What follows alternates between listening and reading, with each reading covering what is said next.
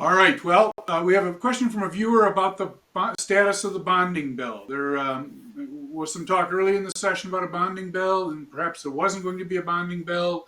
Let's start with you, Representative Heintzeman. Bonding bill this session, and what do you hear about what it's going to look like? So the bonding bill came through the House very early in session, and quite honestly, my hat is off to my GOP colleagues in the Senate who said, "Well, we're going to tap the brakes because we know that as we were coming through an election cycle, one of the biggest things we heard was that we really need to be focused on making sure there's tax cuts there, and specifically for our seniors."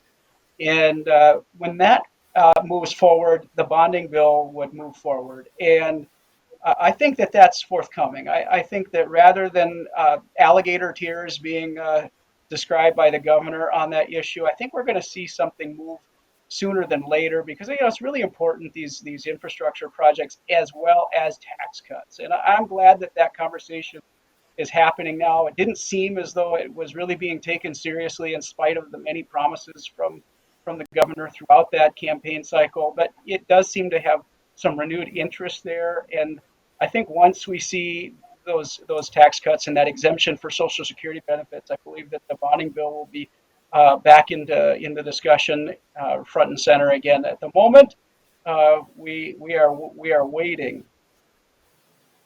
Let's go to the Senate and see what the Senate thinks on the bonding bill. Senator Boldon, let's start with you. Yeah, I appreciate this question. So we too had a bonding bill come to the Senate floor, and as just a refresher, a note that a bonding bill can't be passed by a simple majority. It requires a supermajority because it is borrowing money, and so in the Senate, what that looks like is that it requires both parties to vote for it. It can't be just a party line vote, and so that it did not pass. And which I think is really unfortunate. It was a solid bill. It was a bill that was largely negotiated last year. It really is projects largely from last year. And it was a balanced bill. And it was pretty close to 50-50 Republican projects and Democrat projects, Metro projects and outstate Minnesota projects. It was a good bill and a bill with shovel-ready projects that have been waiting since last year, projects that include, in parts of our state, they have been drinking bottled water for a year and a half. They do not have drinkable water.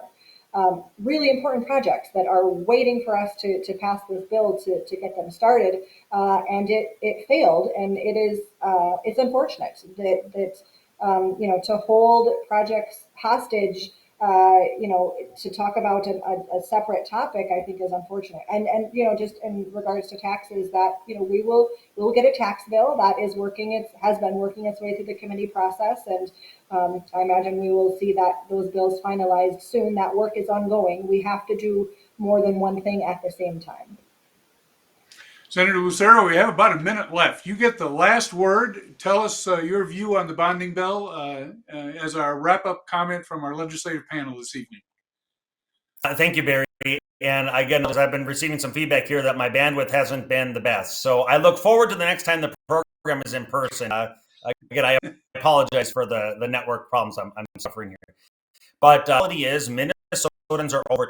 We have a $19 billion budget surplus. Republicans recognize this. Unfortunately, in times of a surplus, Democrats are demanding taxes.